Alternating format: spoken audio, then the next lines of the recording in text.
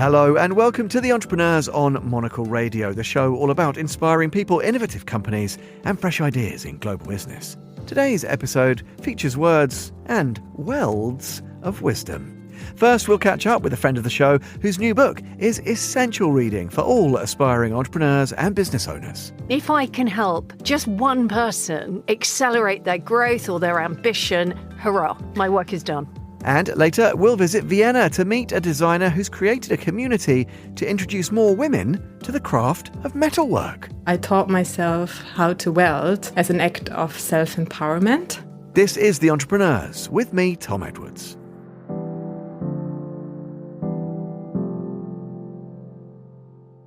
You're listening to The Entrepreneurs. Joanna Jensen is an entrepreneur, non-exec speaker, and the founder of Child's Farm, the award-winning natural skincare brand she launched back in 2010. Today, Child's Farm products are stocked in more than 7,500 stores across the UK and around the world. Joanna sold a majority stake a few years back and has completed her exit from the brand. After more than 3 decades in business and as an investor, she's now added author to her already long list of achievements. Her new book, Making Business Child's Play, see what she's done there, offers insights from her journey. I'm delighted to say Joanna once again stopped by at Midori House to talk about how she distilled years of hard-earned knowledge into just 250 pages. I began by asking her why and for whom she wrote the book. I just felt that I learnt so much over my 12, 14 years of my Child's Farm journey that I wanted to share it because some things took me months, if not years, to learn. I can now share them in minutes. My whole modus operandi now is supporting the small, medium enterprise universe within the UK. And if I can help just one person accelerate their growth or their ambition by them reading this book, hurrah, my work is done. We'll drink to that. And it's interesting the way it's even broken down. It's kind of episodic through the journey of building, but you include, I think, critically important things like your little black book. You know, one of the realities is, well, and particularly also for aspiring female founders, is there is still an inequity, not just in investment, which we've talked about before from PE or Vencap, the rest of it, but also just in that social capital, access to that information. How important was it to really communicate, you know, some of those inside connections, the people who can actually help aspiring entrepreneurs to sort of move the levers more readily? Well, I think it's so important because you don't know what you don't know, right? If you're coming into this a complete newbie, like I was, I didn't even know what FMCG meant. I mean, that's, for those that don't know, it's fast-moving consumer goods. And I had to write it on my hand because I just couldn't remember the way it worked. I learnt so much in my journey that most of it, I would say 95% of it, was real eye-opening stuff. And I felt a bit daft, actually, that I didn't know that. So I just wanted to avoid that issue for as many people as possible by saying, actually, you do need to make sure that you're a member of the copyright licensing agency before you start posting articles about you on your website. Otherwise, they'll nick you for non-payment. Tell me about the process of writing a book. As I said, I'm always kind of in awe of anyone who gets a book out of the door. I don't know, compare it to the business. Was it, as it happens quicker, but easier, harder, the same? I think it was a similar experience, as in I had no idea what I was doing.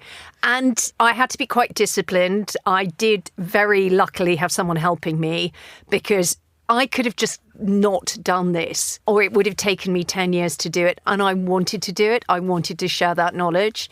And so I was really disciplined about it.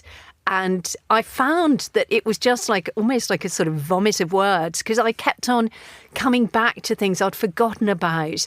And it was very clever because the way that Tina worked with me, she was trying to tease stuff out. So it was really, really, really helpful. Otherwise, I would have just written a sort of spew of words.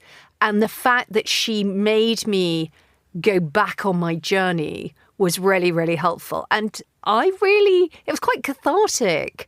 And there were times actually when, I remember one time, my darling artist, Emma Earnshaw, who did all the wonderful labels for Child's Farm, she wrote to me to say that her sister, Sarah, who was the one that found me and my manufacturer, had sadly died of cancer, and that Emma had that same gene.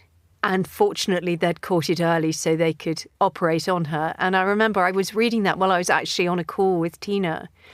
And Emma, I couldn't afford to pay her, when she was my artist. So I paid her a nominal sum, but I gave her shares. And she said, if it wasn't for Child's Farm, I wouldn't be able to get this done now. And I can get this done privately. And my kids will have a mother, unlike Sarah's kids. And I'm sort of welling up now. It was one of the most emotional things. And I think all of us leave a legacy, don't we? There's that. And it made me more determined to make sure that this book could help as many people as possible.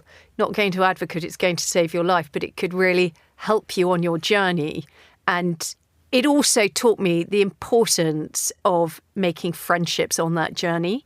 And I talk a lot in the book about relationships and making relationships. And I would say pretty much most of the suppliers and certainly my core investors are still my mates.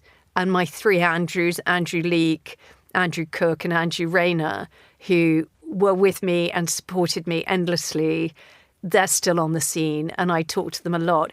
You know, these are really important things. And so whilst that journey has ended now, I've still got the legacy of that journey coming with me. And darling Emma did all the illustrations for the book as well, which just shows her versatility of style.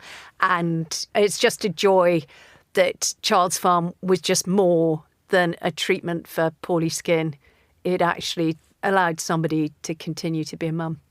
And Joanna, I think it's a testament to your approach. You know, well, you say everyone thinks about legacy in those terms. I think not everybody does. And that's why there are brands that become beloved, that make a genuine impact, and others that don't, precisely because I don't think everyone thinks like that. So I commend you for it. And I also commend you for just how concise you've been. I think, as you said, there's a risk often with these books that it can become a bit of a screed, right? And it can become somewhat impenetrable. It doesn't have that sort of handbook utility because you have to kind of rifle through loads. It's very concise and yet very comprehensive, which is, again, testament, I suppose, as you said, to the collaborative process of consigning the ideas. It's not only a primer, though, for starting a business or the early stage, to my mind. I think there's quite a lot of broader utility in there.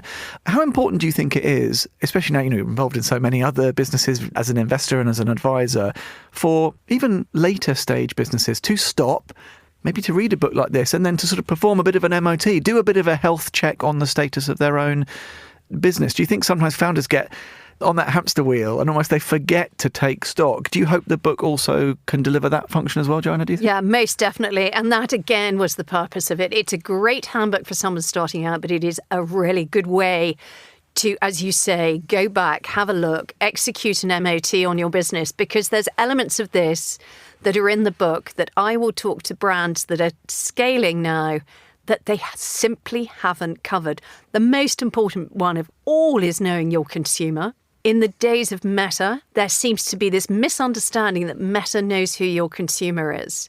I can assure you Meta doesn't, and frankly, Meta doesn't care either. You need to know who your consumer is, particularly when the world has pivoted since COVID, but also since the Ukraine war, when everything in terms of M&A shut down for about 12 months.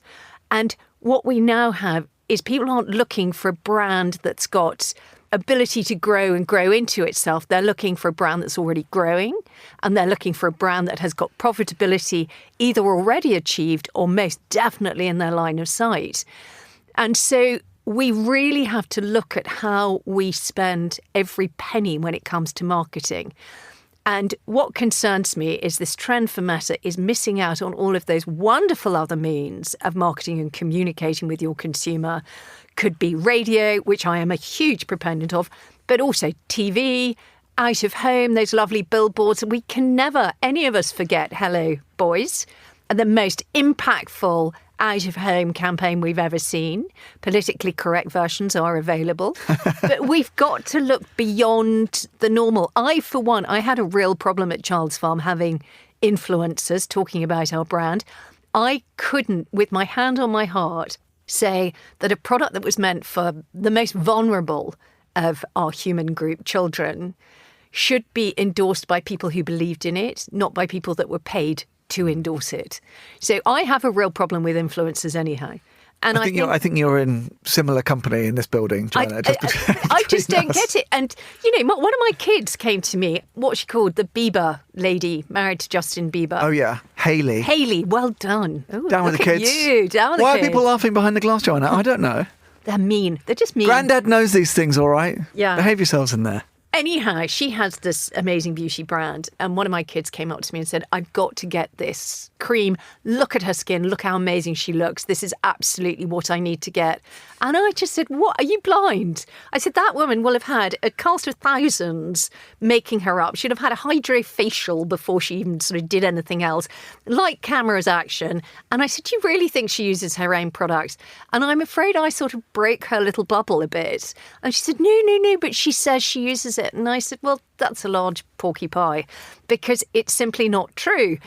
And I think we need to cut through this, what I actually think is horseshit, about branding. And I mean, Child's Farm was built on word of mouth, and it was built by viral posts by people who loved it. Brands like Little Moons, exactly the same. A TikTok viral post. Absolute Collagen. That has just been women saying, oh my goodness, at last. They were the first people to create a collagen supplement.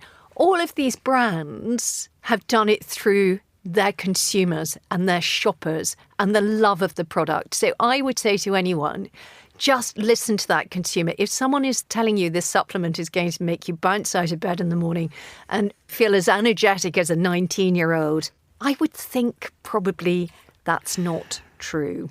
You're so cynical, Joanna.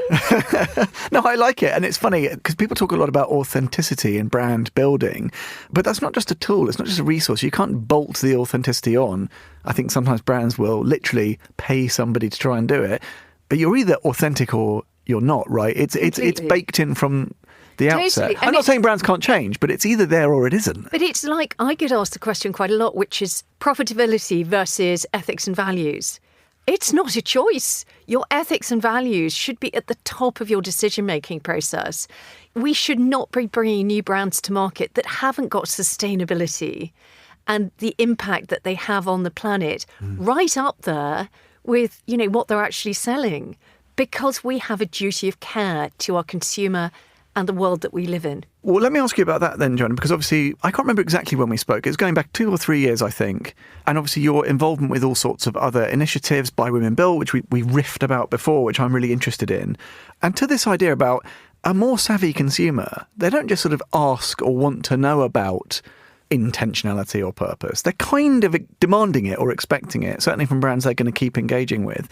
Since we last spoke, how's that looking? Are we getting better at that? Are people sort of voting with their pocketbooks more? Are you seeing brands having a better journey to scale and growth and profitability where it's built on those foundations? I know it's only a couple of years, but how are things going on that front? Well, I think anything in consumer now, it's an uphill battle. And every yard is a yard hard won in growth.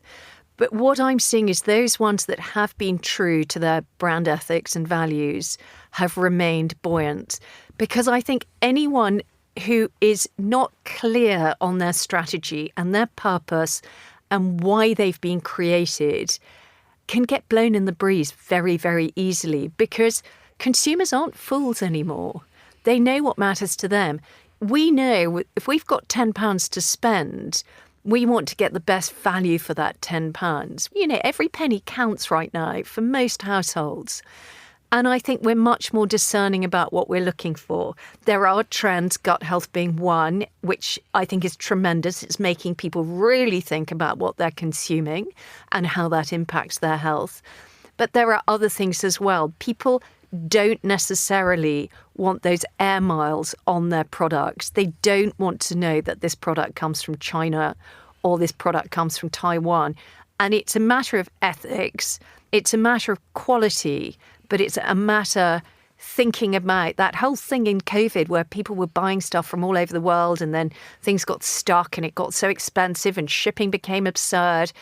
People are really thinking about things differently. And that's why you have sort of this real surge in the Portuguese economy, where they've become really good at manufacturing, and they've become really good at manufacturing with ethics at the core of what they do. There are a lot of brilliant B Corp manufacturing businesses in Portugal.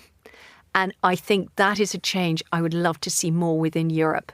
Yeah, I think if people head to the Monocle shop, for example, just around the corner, plenty of collabs with some really brilliant Portuguese brands. As you say, it's a real soft power plus. Totally. And the nations, interestingly, the nations that know it's worth shouting about are very good at it. Portugal certainly one. More power to them. Would you say, therefore, Joanna, I was joking about your healthy cynicism or scepticism about certain things. Are you optimistic about the direction of travel? I mean, maybe you could mention, I don't know whether you can talk about some of the businesses in which you're currently invested or supporting or advising, maybe as examples of great people producing great products for consumers in exactly that way with that intention that you're describing. Is there enough for you to be optimistic about the Most future? definitely, yes. And there are some sectors within consumer, like apparel, that are really struggling at the moment. I mean, gut health, I've invested in 3 different gut health businesses, and they are all absolutely on fire. I mean, Freya Bone Broth, it's brought ambient bone broth to the consumer. Not only the fact that you don't have to keep it in the fridge and it's got a very long shelf life, it's the fact it is made from Scandinavian beef and fish, and they do a vegan version as well. And it is fantastic goodness. It's full of collagen, and they are doing brilliantly. Hunter and Gather, who I've invested in now for 4 years, I think. Not only do they do condiments which are free of sugar and free of seed oils, so amazing. I mean, avocado mayonnaise, who knew?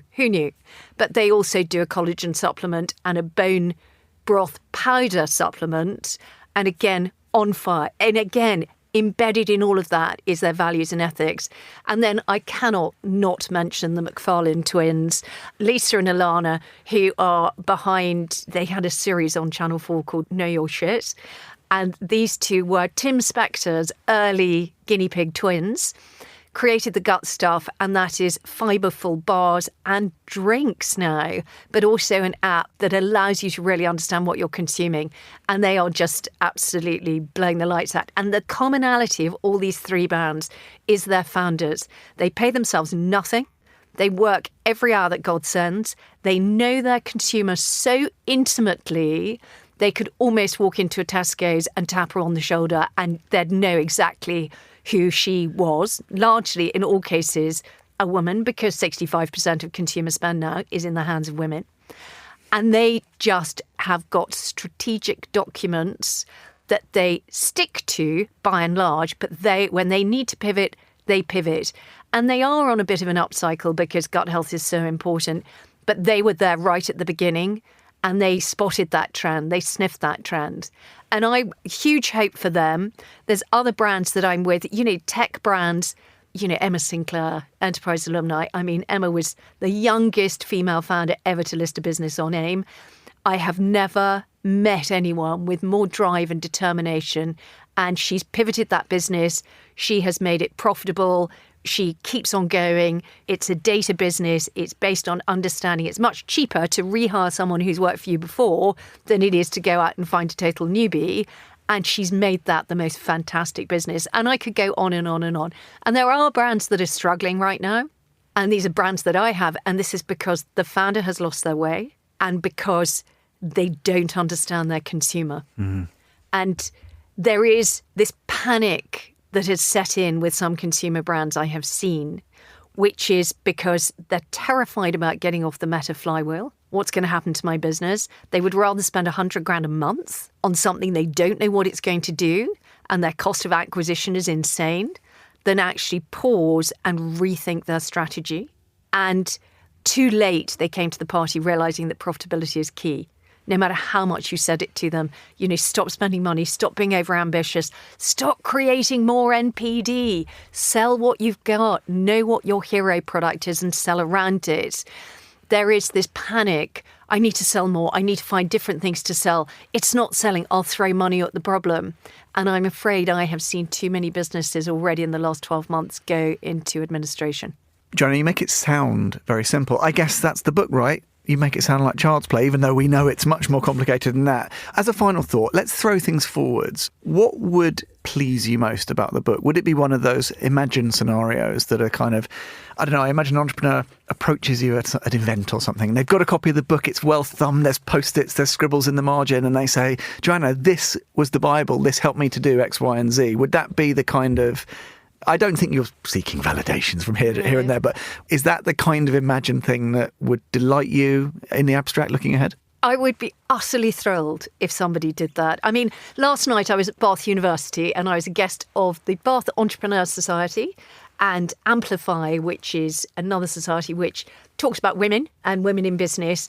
And we probably had about 50, 60 entrepreneurs there last night, and they were an absolute joy. And they, these are students and it's coming towards Christmas. And I mean, I know I would probably not be forking out a discounted book at a tenner at this point in my life and in their lives, but bless them, I mean, they all bought a book and they are keen and enthusiastic. And I just said, please, in 5 years' time, let me know how you're getting on. All of you, let me know. And I would just be so thrilled to know there was one tiny cog in their wheel to success. And that's not out of any form of vanity. And that's not validation. It's just to know that it was worth doing it, I suppose. And I always said with Child's Farm, if there's just one child, I can stop having poorly skin. My job is done. Joanna, brilliant. Love the book. Love the story. If that happens in 5 years, you have to then come back and tell us about it as well. Oh, Deal? I mean, I would be so thrilled. I think I would cry like a baby. Jolly good. We can broadcast that. We can do whatever we want here at Monocle Radio. It's brilliant to check in with you, Joanna. Thanks very much for coming to update us with what you've been up to. It's lovely to be back. That was good friend of the show, Joanna Jensen. And Making Business Child's Play, How to Build a Winning Brand, is out now, published by Kogan Page. You can find out more and buy a copy by heading over to joannajensen.co.uk.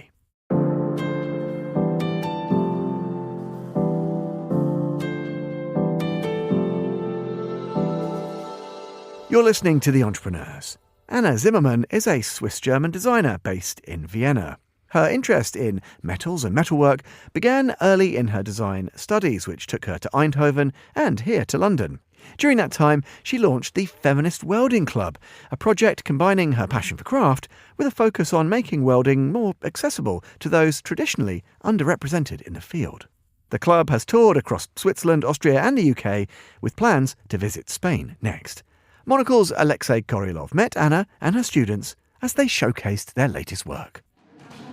I really find it extremely helpful and empowering. I mean, I only did a 3-hour workshop, but now I basically want to do like a weekend where we all meet and just weld, The first time I wanted to do welding, it was a guy, and a really nice guy actually, but he just thought he can take the work off my hands and he'd do it by himself. And I was like, okay, actually I want to learn it. And then the response was, yeah, it will take you a long time to learn it. And I know that it doesn't take a long time to learn things because I like to learn things and I learn pretty quick. It just needs somebody who takes 5 minutes and explain you. And this is when I found Anna. Voices of validation for the Feminist Welding Club. Anna Zimmermann, its founder, works at the intersection of object, furniture and sculpture. Metal is just one of her materials, but it's the one she feels most at home with. To me, metal is not that hard, cold material. To me, it's very soft, and I do really like to work with it, but it took me a long time until I could find a way to work with it because of access and because so much of metal work is gate-kept by men. And what I do really like about the material as well, because I've worked with ceramics before and I got quite frustrated because loads of things break.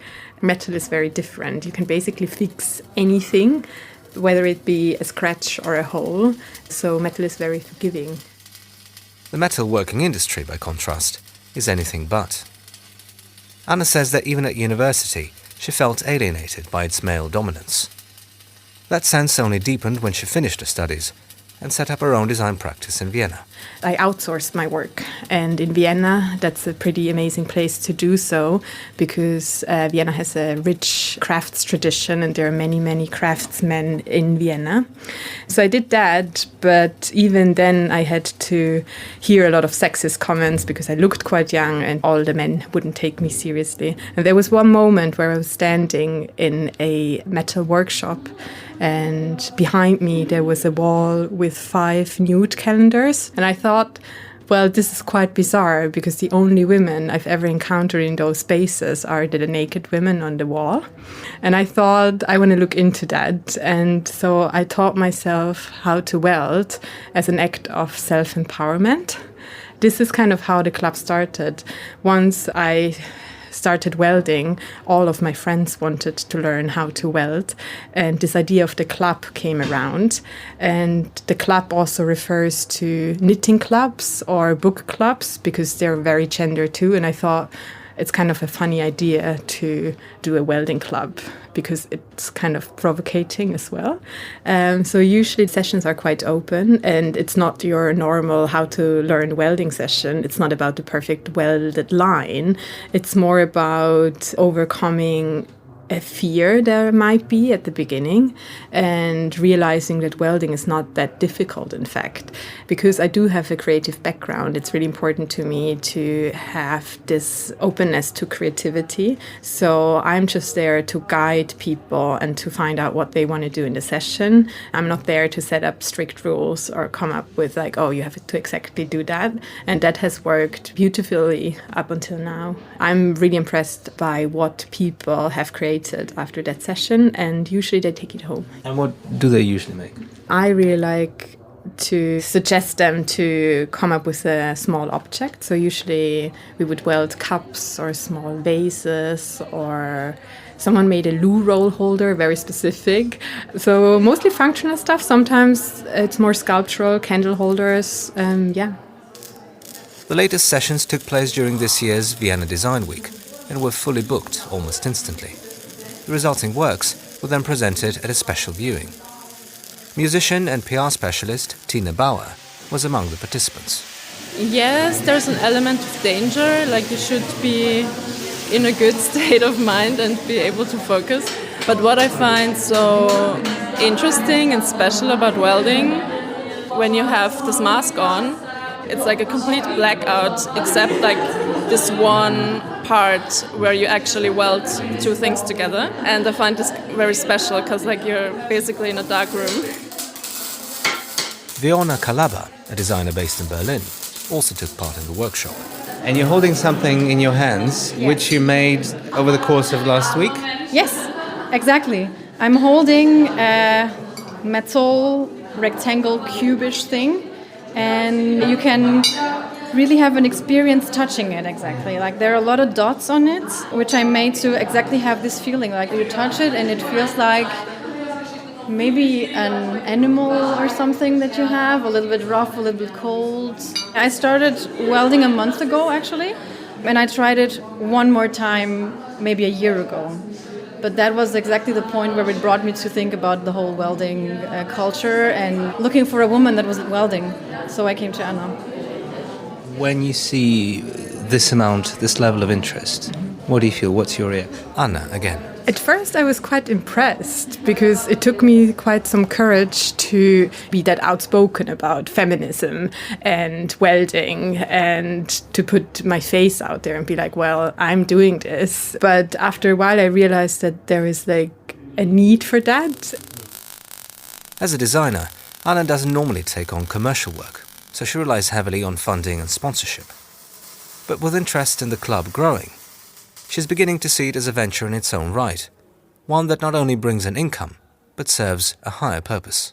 I hope people see how beautiful metal can be and welding can be, and that it doesn't necessarily need to be intimidating. And it's very rewarding to, connect with people and to feel stronger doing something together as, for example, welding in a group with other women or other genderqueer people. And that's something I've came to love and that I don't want to miss. And I think more people should be doing something like that. For Monocle Radio in Vienna, I'm Alexei Korolev. And my thanks to Alexei for that report. You can find out more about Anna's mission by heading over to theweldingclub.com.